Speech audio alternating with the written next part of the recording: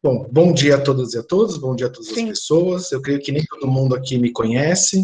Eu sou o professor Leonardo, dizem por aí que eu dou sociologia no IFAL Santana do Ipanema, e tenho diversos projetos em conjunto com o professor Odair, que é sempre um prazer trabalhar com ele, porque é um eterno aprendizado, né? As nossas relações e os nossos projetos, dentre eles um que nós comentaremos bastante hoje, que é o Literalidades, que é um perfil no Instagram, mas está para além de ser um perfil do Instagram, ele é um projeto de intervenção, um projeto didático-pedagógico com os alunos dos terceiros anos, onde, a partir das relações entre língua portuguesa, literatura, sociologia, psicanálise, a gente estimula eles a escreverem sobre si mesmos, a partir de diversos temas, a partir das discussões que a gente trava em sala de aula.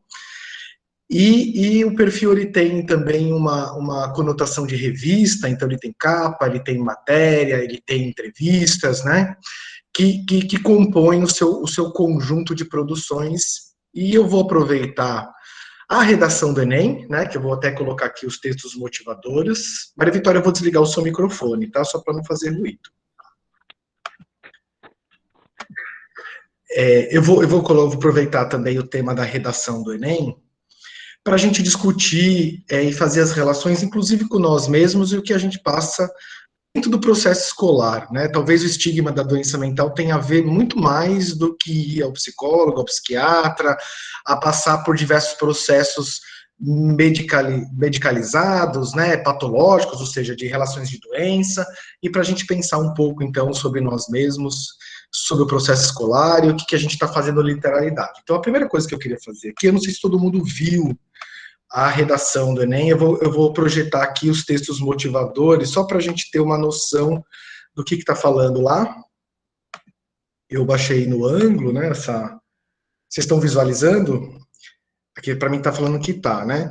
Então, ele traz dois textos motivadores, falando, um primeiro ele falando sobre saúde mental e doença mental, a questão da gente viver os nossos afetos, nossas alegrias, nossas tristezas, amores e frustrações. E temos, então, um segundo texto falando sobre a palavra estigma. Tem aqui um quadro, né? E aí eu gostaria de ressaltar que a gente vive várias pandemias simultâneas. E antes da Covid-19, a gente vive uma pandemia de saúde mental, que já está como a segunda causa de maiores afastamentos, já é a terceira maior causa de morte de jovens, se a gente problematizar as questões do suicídio, quer dizer, a gente tinha uma pandemia global em relação a ansiedades e depressões, onde, então, a gente tinha um contingente populacional muito grande afetado por essas questões, e um aumento vertiginoso dos anos 70 para cá, desse diagnóstico, que a gente vai falar um pouco sobre isso, né? E aí eu chamaria atenção aqui na questão que ele traz, cadê do texto? A palavra, achar que é manifestação, tem um momento aqui do texto que ele vai falar sobre as redes sociais, né? Aqui, ó, na segunda metade. É aqui que as redes sociais de enorme popularidade mostram a sua face cruel, desempenhando o papel de validação na vida perfeita e criando um ambiente em que tudo deve ser mostrado em seu melhor ângulo. Fora dos holofotes da internet, porém, transtornos mentais mostram-se mais presentes do que se imagina. E eu estou trazendo isso daqui aqui porque a gente está na rede social, né? Eu e o Odair, a gente tem dois projetos que nós coordenamos nas redes sociais, o Poética do Sertão e agora o Literalidade. Uma porque a gente acredita que o problema não necessariamente seja o Instagram. Né? O Instagram é uma modalidade de linguagem que pode ser utilizada de diversas maneiras. Eu tenho um modelo usual e eu posso ter um outro jeito de usar o Instagram que produza relações, vínculos, compartilhamento de experiências, que possa mexer na relação de nós em relação ao sofrimento de uma outra maneira, que trabalhe felicidade e frustração de uma maneira menos idealizada, enfim, que para nós também tem tudo a ver com que quando a gente vai discutir as questões de saúde mental, né? Então vamos primeiro, voltando aqui o meu slide, vamos voltar primeiro pensar um pouco nesse tema, né, na questão do estigma, o que é doença mental, e vamos tentar entrar a partir disso nas lógicas do Instagram e falar um pouco o que nós propomos no Literalidade. Eu estou com o perfil aberto aqui também que eu vou mostrar para vocês. Eu acho que tem alunos aqui do segundo ano que o ano que vem vai se engajar também num projeto como esse, né? Então, eu acho que a primeira coisa quando a gente vai falar sobre estigma em relação às doenças mentais, a gente tem que entender que a doença mental é uma invenção da Idade Moderna, né? A loucura nem sempre na história do Ocidente e nem em outros lugares culturais, como tribos indígenas, orientes, enfim, a loucura ela é estigmatizada enquanto algo anormal, algo que deve ser erradicado, algo que é patologizado, né? Então é uma doença onde eu tenho que fazer uma espécie de intervenção. A Idade Moderna, eu tenho certeza que vocês vão ver com os professores Paulo e Lucas, por exemplo, o início da modernidade lá em Descartes, né? Século, tá errado, não é século XV, eu vou ter que corrigir, era século XVI. Desculpa, o slide está errado. Lá no século XVI, o século XVII, século XVI em diante, mas principalmente no século XVII, como a loucura está marcada pela perda da razão e a gente tem uma centralidade na razão enquanto critério de liberdade. Né? Eu, como racional, eu posso, então, ver o que eu quero, ter uma relação de interesses e meios e fins em relação ao mundo, expressar minha vontade de uma maneira bem racional, e tudo que foge da razão, ou seja, o que a gente normalmente chama de desrazão ou de loucura, eu associo isso como algo anormal, algo patológico, algo que deveria ser erradicado. Né? A modernidade, ela associa a loucura à perda de razão e a loucura como algo que está fora de algo normal. Né? Eu tenho outros critérios culturais, de outros tempos históricos, que a loucura ela faz parte da vida, certo? Que a loucura ela é algo mais da normalidade. A modernidade, quando fala que nós somos racionais e tudo que foge à razão é algo que deveria ser erradicado, coloca a loucura como um problema. E não só como um problema, mas um problema que eu tenho que fazer uma intervenção. E muitas vezes essa intervenção ela é coercitiva e é agressiva, ou seja, ela pune, ela prende, ela tortura, ela confina, né? Então a gente tem a criação dos sanatórios. Antes quem ficava, antes do século, por exemplo, 17 para o 18, né? Então pensando ali 1600 para 1700 e caminhando para 1800, quem ficava apartado da sociedade não eram os loucos, eram os leprosos. Né? Por causa que não se entendia como é que era o contágio dessa doença. A partir do século XVII em diante, a gente começa a confinar os loucos, a gente coloca apartado da sociedade. Claro, né? Lembrando que alguns atos criminais a gente associa à loucura, e talvez com muita razão, mas lembrando que é apenas 1%, 2% quase das pessoas que têm um diagnósticos de delírio, etc., elas são pessoas agressivas que atacam os outros, né? A maioria das pessoas, elas não inferem risco aos outros e a si mesmo, né? Então, não, porque às vezes a gente podia justificar por aí, né? Mas, enfim, então na modernidade a gente produz uma estigmatização da loucura a partir dessa ideia da centralização da razão e a loucura como algo que deveria fazer estar fora da sociedade, apartado, e que eu tenho que ter diversos métodos de intervenção e contenção dela, né? E claro, né? E aí eu estou pensando já o louco aqui na criação da ideia da modernidade como um sujeito que não pensa, né? Estaria desconsiderado da consciência e do atributo de pensar o mundo, né? E aí eu diria que, por exemplo, né, vou dar uma dica boa de filme que é o Coringa. O Coringa ele traz uma tematização que talvez há uma racionalidade na loucura, né? Essa brincadeira entre razão e loucura, talvez eu tenha uma razão de ser louco, talvez o critério de liberdade numa sociedade que nos impõe diversas coisas, então o cara que está fora da caixinha é considerado louco. Então, talvez a loucura seja um verdadeiro critério de liberdade, vamos pensar assim, relação entre razão e loucura, e que talvez também louco, um pouco de cientista, um pouco isso é ditado popular, né? Todos nós temos um pouco.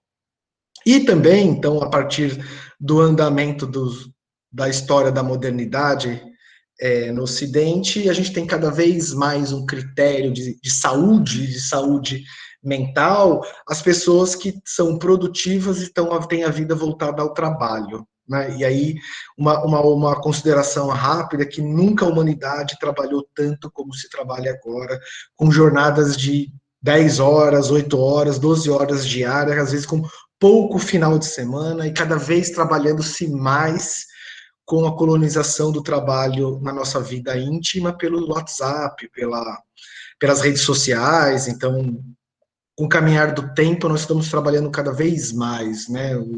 A geração dos meus pais não sabe o que é responder um chefe pelo WhatsApp num domingo, num sábado, 10 horas da noite, enfim, né? Antes dessas tecnologias, você saía do trabalho e você se tornava inacessível para essa lógica, né? E aí é que nós temos um critério, então, de normalidade, que é a pessoa que não é produtiva, a pessoa que não está trabalhando bem, né? A pessoa que está tendo muita insônia e não está trabalhando bem no outro dia, a pessoa que tem crises de ansiedade, enfim, o critério que está ali nessa normalidade, para falar entre doença e não doença, é ao quanto essa pessoa é produtiva. Né, eu vou falar um pouco do manual estatístico de categorização das doenças mentais.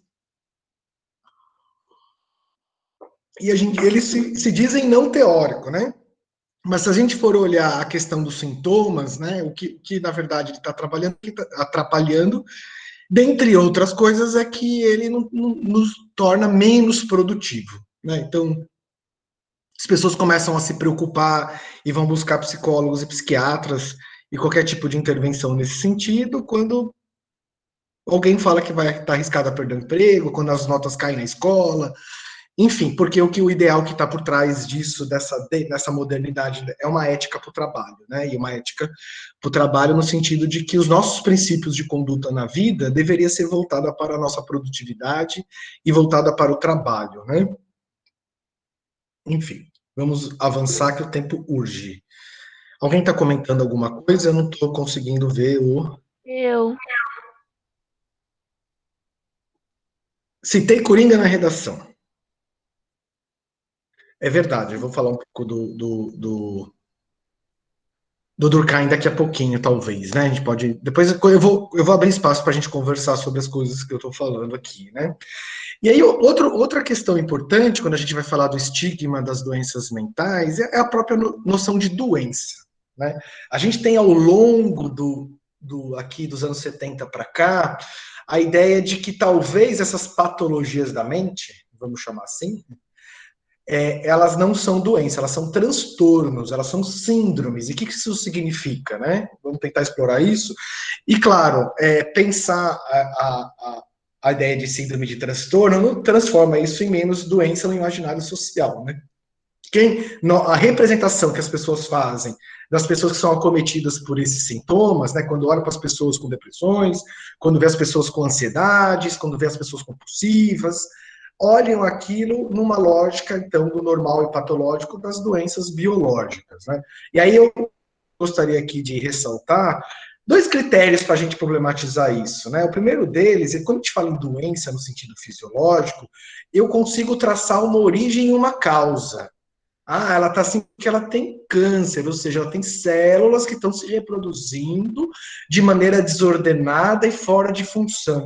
Eu tenho uma origem, uma causa clara. Na verdade, ela está com Covid-19, é um vírus que entrou nela. Então, normalmente, quando a gente fala da doença, com raras exceções como câncer, por exemplo, né, não é uma causa externa, é uma causa interna. Mas, enfim, normalmente, quando a gente fala de doença, eu tenho um agente externo, um agente patógico, né? Um agente que entra, uma bactéria, um vírus, uma ameba, né? Enfim, eu tenho diversos agentes externos que entram no meu corpo e produzem a doença. Então, quando eu vou falar de doença no sentido fisiológico, eu tenho um estabelecimento muito claro entre causa e consequência, entre uma relação do que é interno e do que é externo. Né? Isso é muito importante a gente entender.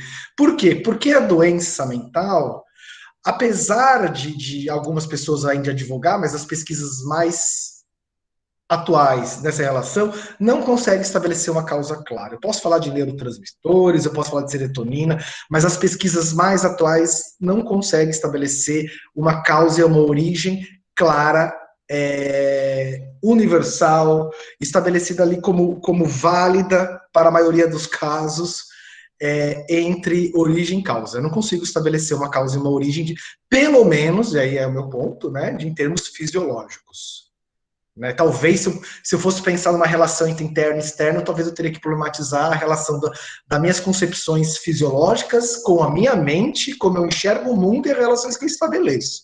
Aí eu poderia, talvez, traçar um panorama melhor dessa relação entre interno e externo, causas e origens. Mas em termos fisiológicos, a doença, quando eu vou falar de depressões, quando eu vou falar de ansiedades, inclusive, eu não consigo estabelecer essa causa e origem, inclusive eu tenho, claro, uma intervenção farmacológica, esse é o nome, né? Eu tenho uma intervenção de medicamentos, mas normalmente a ciência também não sabe como funciona direito esses medicamentos nos corpos. Quem já fez algum tipo de intervenção psiquiatra sabe que normalmente esses medicamentos eles são meio que na tentativa e erro, daquilo que você mais se adequa ou não adequa, na dosagem que você se adequa ou não se adequa. É difícil estabelecer um padrão geral de medicamentos e dosagens em relação a esses sintomas e intervenções sobre esses sintomas.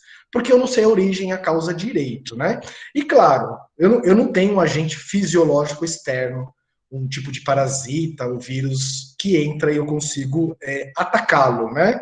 De uma maneira clara.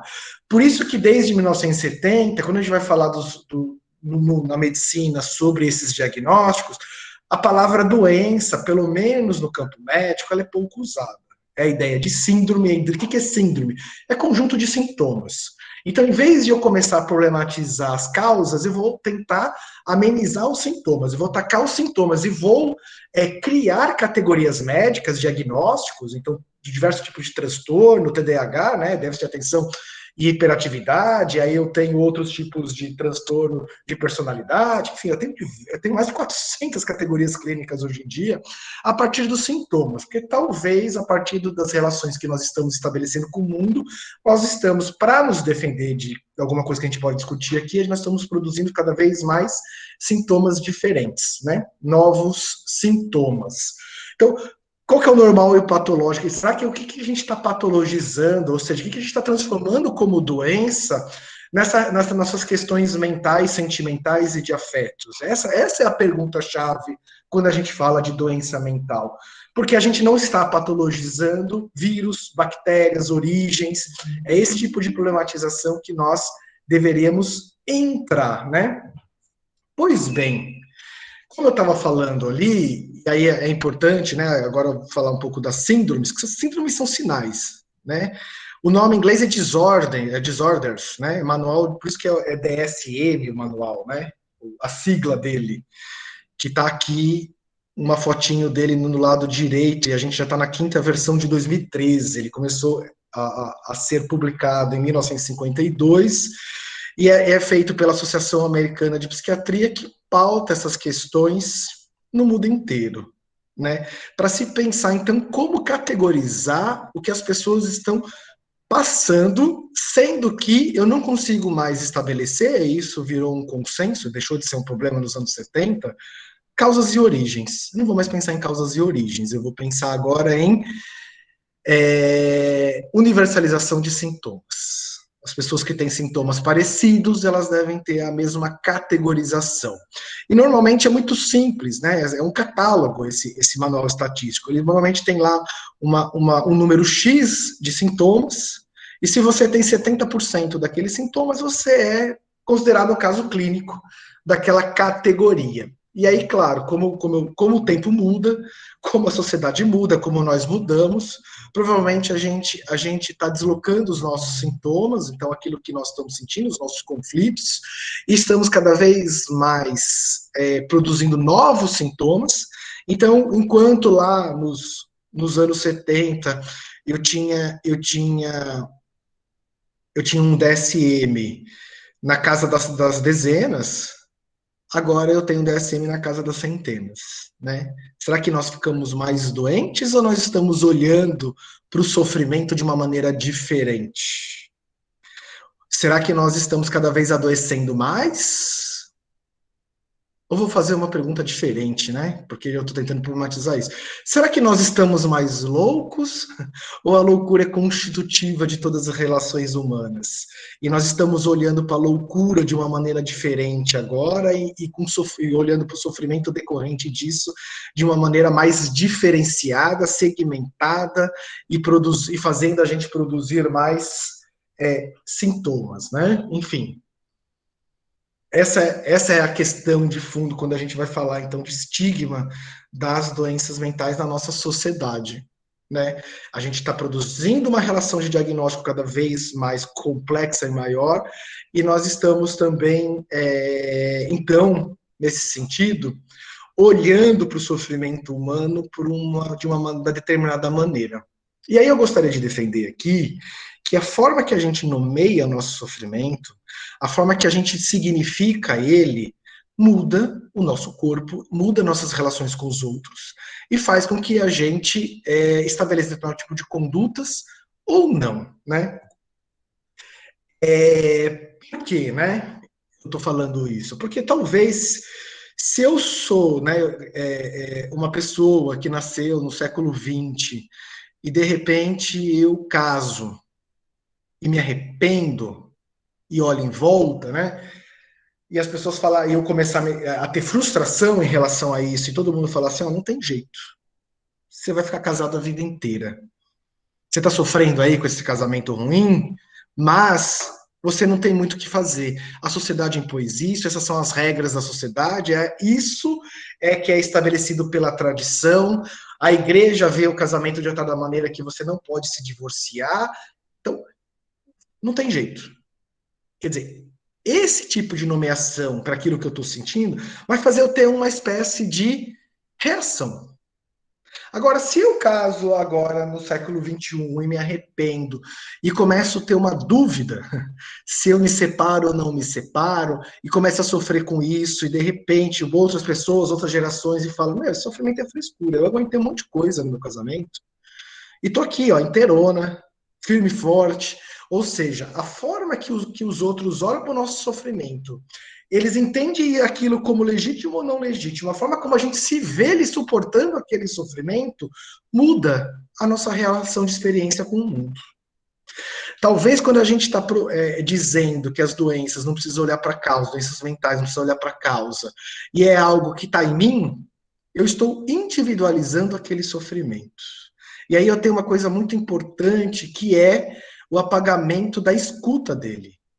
Para-se de falar dele de uma maneira onde eu estou intimamente implicada com ele, com meus afetos, com amor e ódio, com os meus conflitos, né? Então, a modernidade, cada vez avançando mais nos anos 70, a gente está trabalhando o sofrimento cada vez mais com uma noção individual, apesar da gente ter, em larga medida, mais liberdade sobre nossas condutas.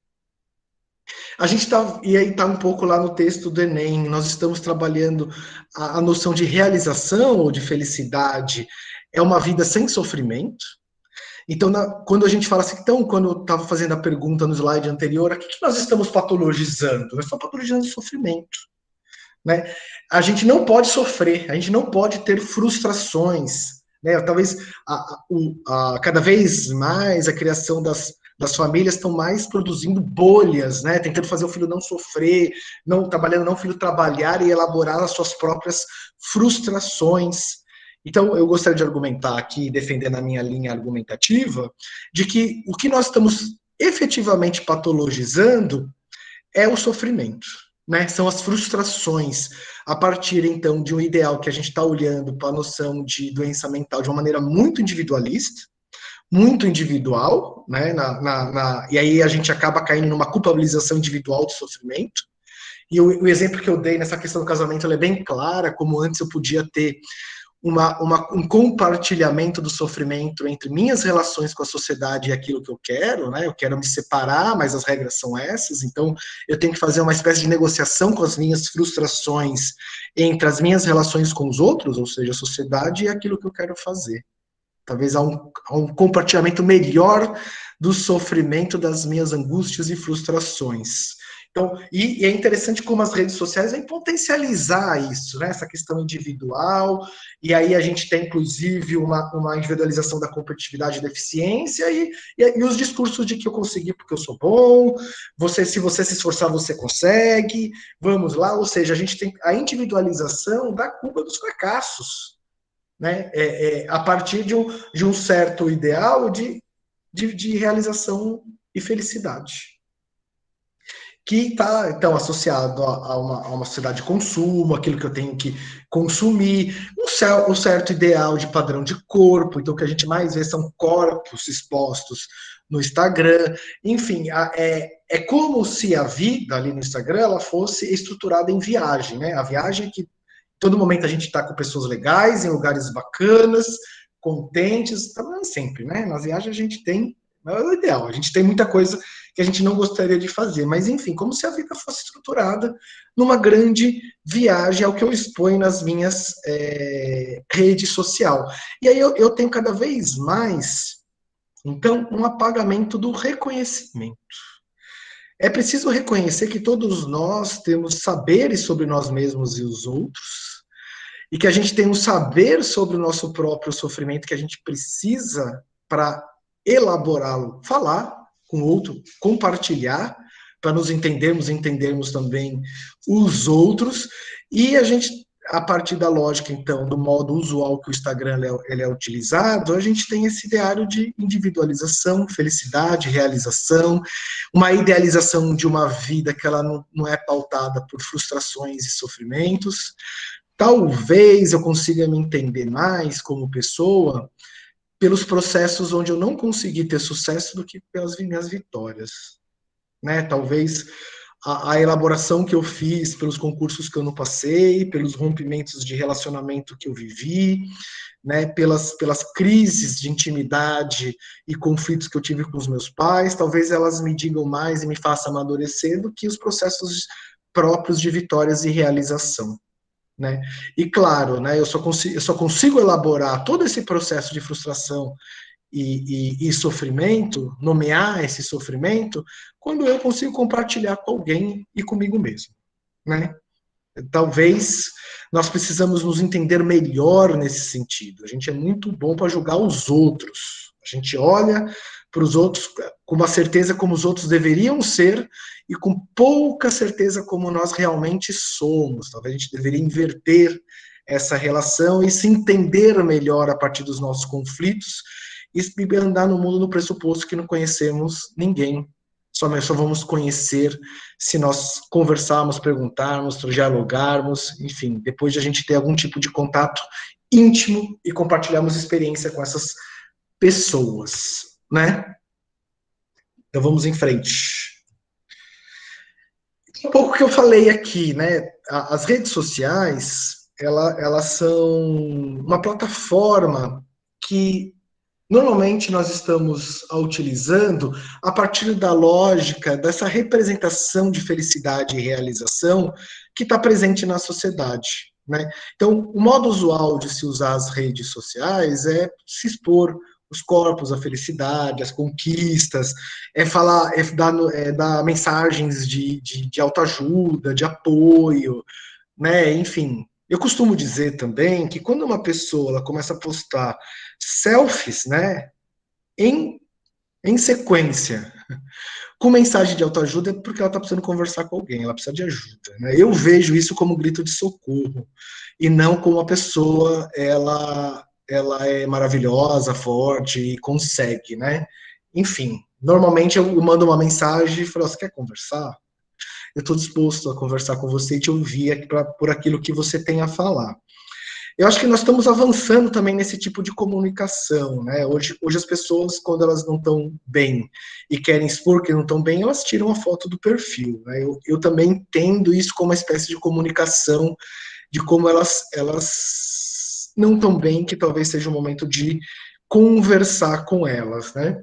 Mas enfim, a gente tem um modo usual de usar o Instagram que ele não estimula o compartilhamento de experiência, ele é individualista, ele não permite nos escutar, ele tem esse ideário de realização que a frustração e o sofrimento não faz parte da vida. Só voltando aqui, né, sobre o título, porque eu coloquei o sofrimento como entre o moral e a doença, e a gente está patologizando o sofrimento. Por que o sofrimento seria uma experiência moral? Porque 100% da humanidade sofre, sofreu e sofrerá. Né? Então, talvez o sofrimento deveria ser trabalhado mais como uma chave das nossas relações entre nós e conosco próprio, do que essa relação da patologização que silencia, né? A gente, talvez o sintoma, quando a gente está com sintoma, que o sintoma tem atrás de si, sim, um critério também de liberdade, que eu já vou expor.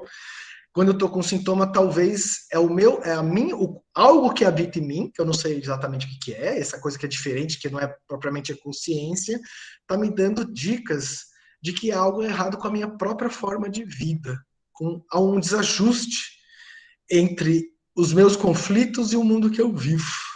Né? Então, quando eu estou com um sintoma onde eu não consigo parar de fazer uma coisa, né? Eu não consigo parar de beber, eu tenho diversos tipos de toque, eu não consigo dormir antes de verificar a porta 10 vezes. Então, esse não consigo, qual que é o critério que está por trás? É que eu estou impelido, então eu tenho algo como, eu não tenho liberdade. Ou, claro, né, eu posso ter outros conjuntos de sintomas, eu tenho então dois grandes conjuntos de sintomas, um que eu sou impelido a fazer algo e outro que eu sou impedido, né? Eu não consigo sair do quarto, eu não consigo sair de casa, eu não consigo olhar para determinado tipo de pessoas, eu não consigo entrar em elevadores, ou seja, eu não consigo, eu não saio, né? Significa que eu tenho também por trás disso um outro critério de liberdade, o mesmo critério de liberdade, e que há um ajuste aí, né, entre a minha forma de vida, aquilo que eu estou sentindo na minha cabeça e como relaciono com os outros, para pensar e problematizar aonde está, então, esse desajuste entre a minha forma de vida e aquilo que eu estou vivendo, né? E aí, claro, né, a medicalização ela é muito importante para determinados casos, mas eles não deveria ser usado de maneira tão geral, né? Então, quando eu tenho problema de insônia, porque eu estou com medo de ser mandado embora, eu estou com medo de determinadas coisas que eu estou vivendo no trabalho, com a família, então eu vou lá e tomo um medicamento que me ajuda a dormir. O que eu estou fazendo? Eu estou silenciando a comunicação que o sintoma está tentando fazer comigo e com os outros, né? E claro, né? Eu vou tomar o remédio, eu vou conseguir trabalhar mais horas, eu vou conseguir fazer mais coisas. Isso tem nome, isso chama-se doping, né? Porque a normalização ela tem a ver com uma vida de competitividade e eficiência, né? De produtividade. Então, eu vou buscar determinados tipos de ajudas e medicamentos para que a minha eficiência, a minha produtividade, ela não caia. E aí, relacionando isso com a escola, tem uma discussão muito grande sobre o déficit de deficiência. O déficit de deficiência é ótimo, né? É o TDAH. É, e a Ritalina, né? A medicalização própria da. Porque Porque, claro que algumas crianças e adolescentes, eles têm algumas questões muito sérias com a agitação. Mas, talvez essa agitação está tentando comunicar algo. Então, só para dar o título de exemplo, o mesmo diagnóstico, ele é visto de maneira muito diferente na França e nos Estados Unidos. E aí a gente tem um aumento vertiginoso da categorização do déficit de atenção e hiperatividade nos Estados Unidos e uma queda acentuada na França. Por quê? Porque quando a gente vai trabalhar o déficit o TDAH nos Estados Unidos, principalmente a partir de medicamentos. E culpabilização da criança, e tentando fazer aquela criança se ajustar. Quando a gente olha para a França ela faz um grande triângulo entre escola, família e criança. A criança não vai se tratar sozinha. Quem tem que ir para terapia também são os pais, ou quem está criando aquela criança. Chama os professores, chama a coordenação pedagógica, e todo mundo vai ter que lidar com esse desajuste, ou com essa hiperatividade, ou essa falta de aprendizagem daquela criança e daquela adolescente. O que está acontecendo na França? Uma queda vertiginosa do diagnóstico. Né? Talvez isso nos dá pistas para aquilo que eu estou dizendo aqui. Né? Mas vamos então entrar no literalidades. Eu falei que ia falar meia hora, mas eu sou danado, viu? Desculpa daí. E aí, o literalidades, então, nós estamos nas redes sociais. E aí, essa defesa de que as redes sociais, ela não precisa ser trabalhada necessariamente naquela chave. Eu posso, sim, trabalhar nas redes sociais e no Instagram, dizendo que o sofrimento e as diversas formas de lidar com ele faz parte da vida, sem vitimismo, sem dramalhões. Eu vou dar exemplo, muito bons exemplos de algumas postagens já do Literalidade, né? Para aquelas pessoas que não sabem, literatura, né, língua portuguesa e sociologia se juntaram para trabalhar os seus conteúdos ao longo do ano letivo a partir de um projeto de escrita, né, de escrita de si mesmo. Então, olha o projeto da escuta, de dar voz sobre aquilo que nós sentimos e aquilo que nós estabelecemos com outras pessoas, relações com a família, com o mundo, os ajustes que eu tenho. Né? Então, é um projeto de estabelecer uma escrita sobre si mesmo, a partir de alguns temas, sob a coordenação minha e do Odair, né? E eu acho que a palavra coordenação é boa, porque a gente quase não orienta, para falar a verdade, os alunos, e aí a importância do reconhecimento, né? É o primeiro ponto aqui. Nós reconhecemos que quando nós vamos falar de questões psíquicas, sociais, de identidades, do que sentimos quando escrevemos e que sentimos quando lemos a literatura, há um saber instituído já nos alunos e nas alunas. Né? É preciso que isso seja reconhecido para que vocês produzam. A gente só media, a gente produz, a gente dá oportunidade, né? Mas há um saber que extrapola a própria instituição escolar e um saber que extrapola os meus conhecimentos e os conhecimentos do Odair sobre aquilo que nós estamos estabelecendo. Porque nós, mais do que fazer transmissão de conteúdo, o que nós estamos tentando fazer é uma circulação de afetos, né? Uma circulação de escrita sobre si. E aí, claro, há um saber que eu não sei, que vocês sabem, que talvez vocês não sabem que sabem. Mas ao escrever, vocês ficam sabendo que sabem sobre aquilo. Brincando com a palavra saber. Certo? E isso está muito claro nesse primeiro já leva de entregas de atividades que nós recebemos. E também, quando a gente nós precisamos reconhecer que, independente da idade, e claro, a partir das experiências que vocês vivem, que nós vivemos, outra chave de reconhecimento, é que há uma maturidade em vocês sobre falar sobre temas complexos. E que eu fui pego de surpresa, né? Os preconceitos que nós somos imbuídos. Eu sinceramente aguardava postagens e textos mais imaturos. E eu fui surpreendido, né? Tapa na cara de Léo. É preciso reconhecer que a gente pode falar de assuntos complexos e que vocês sabem falar de assuntos complexos que envolvem vocês mesmos, e que vocês são maduros o suficiente para trabalhar com esse tipo de atividade. Né? É necessário apostar, isso que eu aprendi nesse processo, é que precisa apostar na maturidade dos alunos e das alunas. Né? Então, trabalhando numa outra chave, no reconhecimento de saberes, no reconhecimento da maturidade, no reconhecimento que todo mundo pode falar de assuntos complexos sobre si mesmo, é uma aposta sobre um espaço de escuta, onde a gente pode ouvir uns aos outros a partir desses textos, dos diálogos nas salas de aula. A gente consegue transmitir conhecimento sobre nós mesmos, então algo que alguém posta a partir de uma perspectiva, talvez eu não tinha pensado nisso, isso me ensina algo sobre mim, me ajuda a pensar sobre mim mesmo.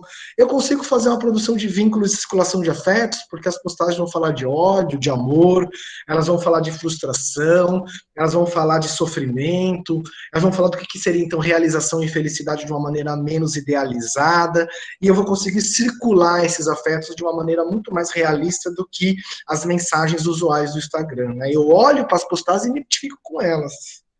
E claro, né, e muito importante, e por fim, eu já vou entrar nas postagens do Literalidade. É interessante como a escola emudece-nos, nos torna mais mudos, a partir de conteúdos que muitas vezes não dizem nada sobre nós. Eu sou um crítico da redação do Enem e da hiper problematização que esse tipo de redação tem nas escolas, porque o Enem ela acaba castrando a criatividade dos alunos e das alunas, porque ele não consegue fazer uma articulação da própria narrativa do que viveu, do que passou na vida, do que aquilo que está vendo. E aí, quando a gente chega aqui no terceiro ano, eu e o Odair, e também o pessoal do Escrevivências, né?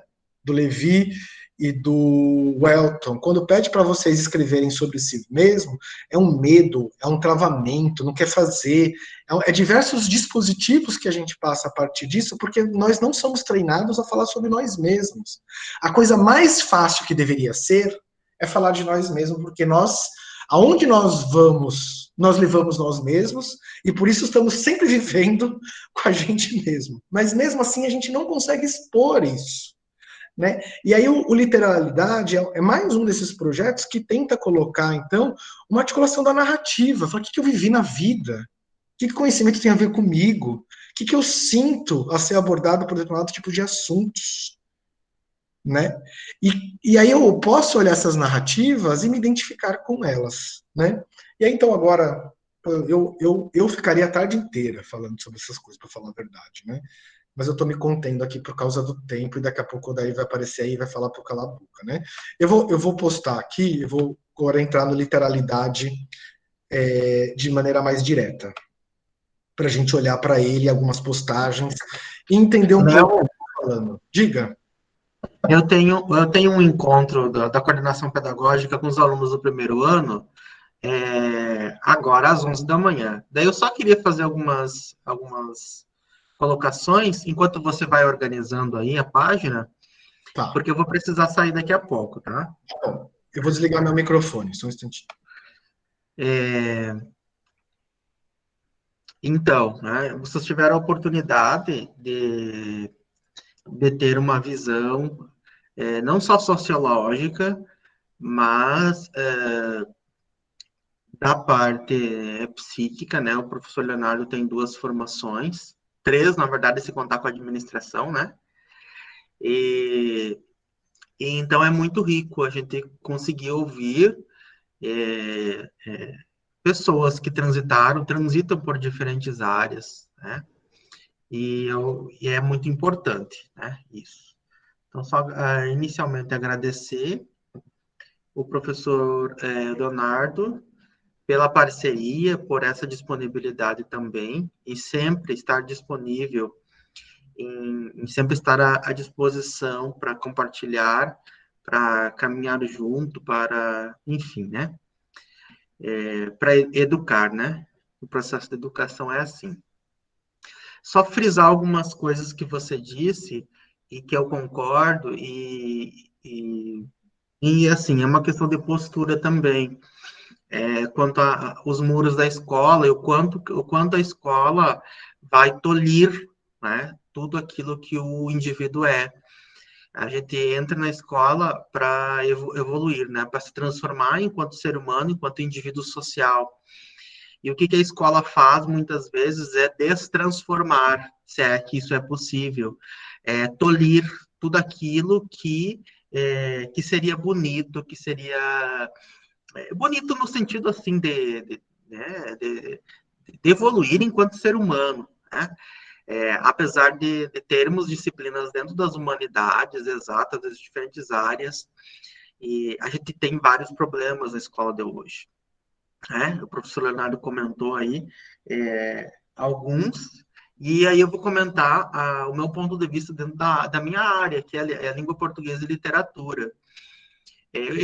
Quando eu entrei esse ano, né, nas aulas da língua portuguesa, eu justifiquei, uma das justificativas para o projeto foi a seguinte: em anos anteriores, nós tínhamos o quê? O que eu visualizava dos meus alunos? Eu pedia uma produção textual, uma redação, né? O aluno fazia, entregava, eu fazia as correções, sugestões, etc. e tal. O aluno pegava de volta, né? Olhava a nota, às vezes nem olhava as sugestões, colocava no meio do caderno na mochila e lá ficava. Então, significa que esse texto que foi escrito pelo aluno para a disciplina, para o Odair, teve um leitor no máximo, que foi o Odair, e no final das contas não serviu para nada. Né? Não sei se vocês entendem dessa forma, mas aquele texto não serviu para nada. Aquele texto não teve utilidade nenhuma. Né? E nesse ponto, a escola não tem utilidade nenhuma. Né? Eu vou reproduzir lá algumas ideias mecanicamente e pronto, é isso. Aliás, a escola ela é bem mais mecânica do que a gente imagina. Então surge a ideia do literalidade, e aí a justificativa de estar em língua portuguesa é de dar a oportunidade dos alunos de escreverem e serem lidos. Então, todas as escritas na minha disciplina nesse ano letivo, elas serão escritas para serem lidas, escritas direcionadas a um público leitor. Então, quando o aluno estiver escrevendo, confeccionando um texto, seja ele visual, multimodal ou verbal, ele projeta um público leitor. Alguém lerá esse texto. Ele se sente importante, se sente vivo. E aí há, sim, um processo transformacional, porque aí, por meio da página, a gente já tem essas ações, né, do curtir, enfim, né, não entendo muito de rede social, né, mas, enfim, tem as funções ali, tem a possibilidade de comentar, de compartilhar, e aí o público leitor, então, ele vai dando respostas, vai dando feed, e a gente vai crescendo, e a gente vai crescendo muito. E o crescimento começa consigo mesmo, na verdade, né? Porque quando a gente faz um texto, nessa magnitude, a gente tem todo um processo de reflexão sobre o eu. Quando a gente vai escrever para um público leitor, a gente escreve um texto pensado. Não é um texto que é para uma disciplina que o professor vai ler e eu tenho que dar conta, eu tenho que tirar ou tenho que tirar média ou pronto. É um texto para se tornar importante. E são textos que vão entrar na história. Então, a gente foi assim, audacioso, na verdade, e eu não sei o quanto vai custar essa audácia, de construir uma revista, de dar esse pontapé, de projetar, né, de objetivar uma revista.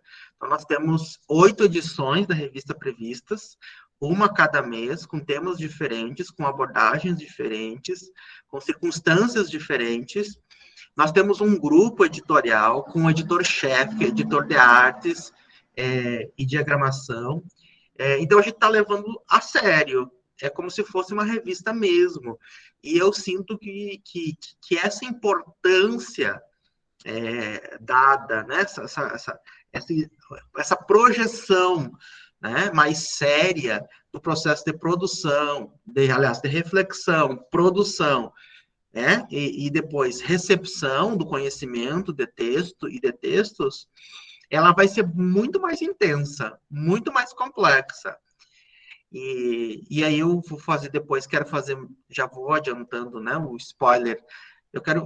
Gostaria de fazer lá no final uma autoavaliação com os alunos, para eles se perceberem como que foi esse processo. E eu tenho certeza que, por exemplo, nessa primeira edição de janeiro, a gente já teve muitas surpresas. Muitas, assim, surpresas, como o professor Leonardo falou. Assim, chegou textos e eu ficava assim, meu Deus, de onde saiu isso? Inclusive, houve textos que eu colocava no Google para saber se, não, isso aqui foi plágio. Tenho certeza que foi plágio. E não era, sabe? E me desculpem a todos os alunos que eu fui atrás para ver se era plágio, porque eu não acreditava, talvez, né? Não que isso tivesse alguma coisa a ver com o desempenho ou com a maturidade, com a capacidade de vocês, mas, como o Leonardo falou, a gente se superou nas expectativas, e isso é muito bom. Né? Agora, quando a gente se supera uma vez nas expectativas, a gente vai esperar todos os meses ser superado nas expectativas, né? A gente aumentou o sarrafo e as expectativas, cada vez mais, elas precisam ser superadas. Enfim, complexidades. E aí, quando a gente trata de complexidade, trata com gente, a gente trata da gente mesmo, né? E aí a gente vai aprendendo a viver e aprendendo a ser, né? Que é tarefa da escola, na verdade. Construir seres que aprendam a aprender a viver, a ser de diferentes maneiras. Enfim, Leonardo, eu vou voltar a palavra para você e eu vou lá para a reunião com os primeiros anos. Valeu, Oda, valeu pelas considerações. Boa reunião com você com os primeiros anos. José Igor, não, é o literalidade que está na tela aí, que é dos terceiros anos, onde nós estamos então fazendo esse projeto de revista sobre escrita de si mesmo a partir de alguns temas, né? E nós começamos aqui, não sei se está projetando aí, eu espero que sim. Começamos de janeiro com quem somos, quem eu sou. Então tem a capa da revista, tudo isso foi produção decente, né? O texto, né? O editorial é somente esse texto do editorial é responsabilidade minha e do Odair. E aí um pouco daquilo que eu estava falando, de complexidade, né? A gente já pega assim os primeiros textos que tá por um pseudônimo, então também a gente deixa publicar, que já começa a problematizar o que é a vida, né? Então, nós estamos fazendo o quê, né? Nós estamos caindo, a cada dia um surto diferente é despertado. Então, olhando as questões da vida e do sofrimento de uma maneira muito mais realística, a gente não vê um dramalhão aqui, né? Enfim, uma vitimização, mas a questão de como cair cai, faz parte da vida, como talvez se sentir sozinho faz parte da vida, como a solidão ela é constitutiva daquilo que nós somos e fazemos, né? Então aqui estamos, não é mesmo? Caindo. E a cada dia um surto diferente é despertado. Então uma parte de mim se destrói, sangra e caio na cova mais profunda, minha solidão. Ela me puxa à gravidade, inimiga mortal, mas ainda assim alimento e me afogo nos pensamentos mais sórdidos e decepções diárias. Profundo, né? Dolorido, né? Quem eu sou, a gente tem uma maturidade, uma complexidade dos textos, né? Então a gente tem uma narrativa sendo feita, a gente tem uma experiência sendo compartilhada, eu tenho um modelo de sofrimento e de realização que ele é muito mais realístico do que se trabalha usualmente. Então, eu fui, não fui, parei de ser. Quer dizer, eu sou contraditório. Nunca sou, sempre estou. Eu estou em processo. Mudo, reinvento, mas nunca paro no tempo. Estou sempre em transformação. Já fui eu, já não sou mais. Só sei que eu quero me encontrar. Ou seja, estou sempre em busca de mim mesmo. Tudo aquilo que nós estávamos falando daquela articulação final, de experiência, de articulação, de fala, né?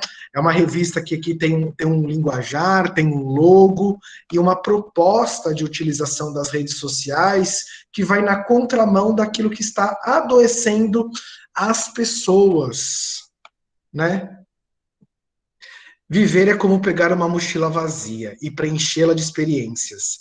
Às vezes carregamos além do que podemos suportar, às vezes deixamos coisas ali que são desnecessárias e muitas vezes desistimos de levar a mochila. O meu viver é diferente do seu viver.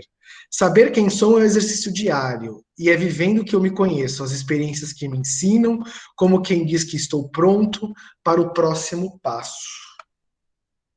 Ou seja, eu tenho uma linguagem lúdica, a partir de uma metáfora, onde eu consigo me identificar. Nós estamos muito, né, na linguagem das vacinas, né, só para concluir. E aí eu vou olhar um pouco o chat aqui e vou deixar que vocês possam fazer perguntas e comentários. A gente está muito na linguagem da vacina. Eu costumo dizer que a literatura ela é como uma espécie de uma vacina, né? Então, o Coronavac, o que é o Coronavac? O Coronavac é o vírus atenuado que a gente vai incubar no nosso corpo, né? Vamos inserir no nosso corpo e o nosso corpo vai aprender a reagir a esse vírus. E quando o vírus real, né, um vírus forte, entrar em nós, o nosso corpo já sabe como reagir. A literatura, quando a gente escreve sobre nós mesmos e quando nós lemos esses textos que estão falando de sofrimento, de vivência, tem um texto muito bom lá de amizade, vão lá dar uma olhada, né? A gente aprende uma grade de leitura como lidar conosco mesmo e com os outros. E a gente vivencia a arte, né, no geral, quando a gente consome a arte, quando a gente vai olhar para a arte e a literatura em particular, é uma espécie de, quando eu estou lendo um livro, a gente vivencia aqueles sentimentos. Eu sinto aqueles afetos. Os afetos são transmissíveis eu lendo e escrevendo. É claro que quando eu vou ler um texto ali sobre amizade, sobre amor, quando eu vou ler esse texto sobre angústia, eu não vou viver a angústia na sua maior intensidade, mas eu vou já ali lendo naquela grade de leitura, aprender a lidar com esses sentimentos. Quando esses sentimentos vierem na vida cotidiana, de uma maneira intensa, eu inconscientemente eu já sei como lidar com ele. Eu aprendi uma pedagogia dos afetos e das emoções a partir da literatura. Por isso que também a minha aposta na literatura. Eu aprendo a lidar comigo mesmo e com os outros quando eu leio os textos e postagens do Literalidade. E quando eu vou vivenciar os afetos na sua maior intensidade, eu sei lidar comigo mesmo. Né? Essa é a nossa vacina de saúde mental. Né? Não vamos erradicar sofrimento nem frustrações, mas podemos sim aprender a lidar melhor com isso e conosco mesmo. Né?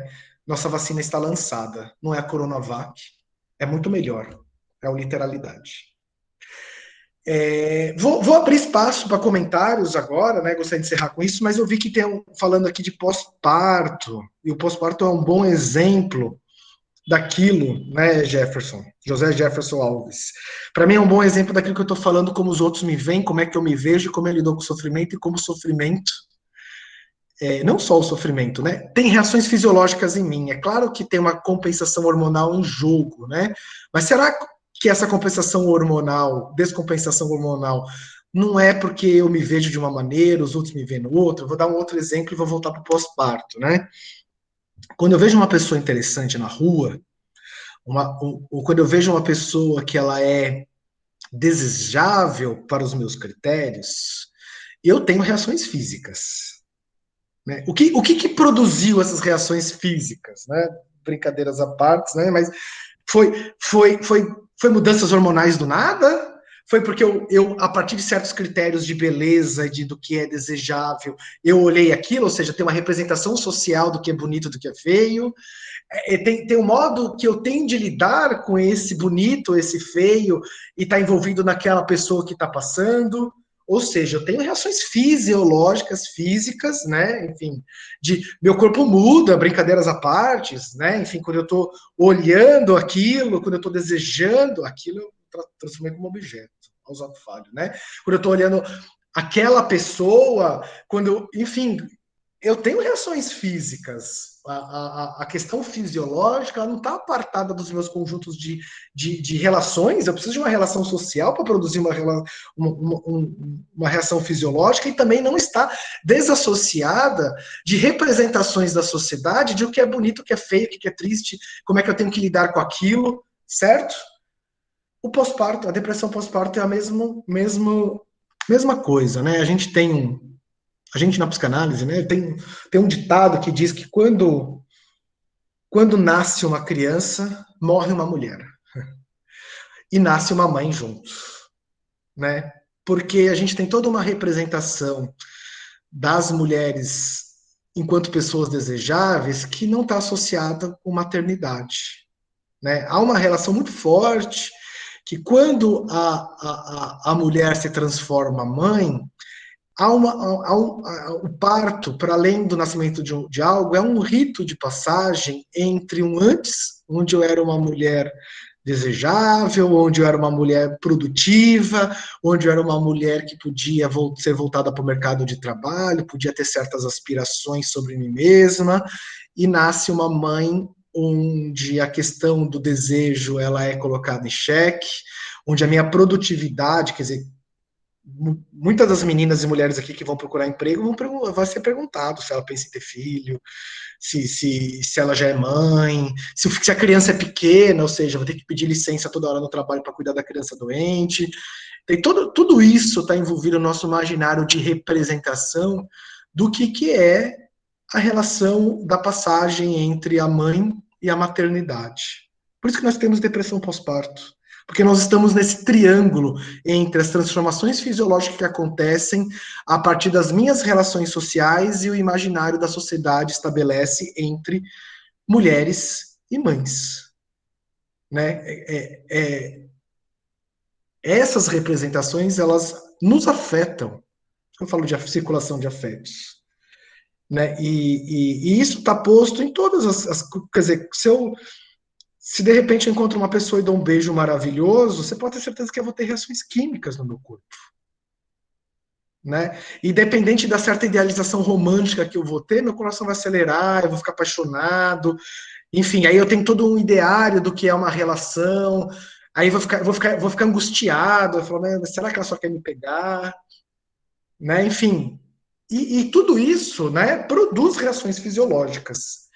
Por isso que quando eu estava discutindo ali a questão da pós-anos 70, que a gente está pegando essas reações fisiológicas e estamos silenciando e estamos problematizando muito mal sobre formas de vida.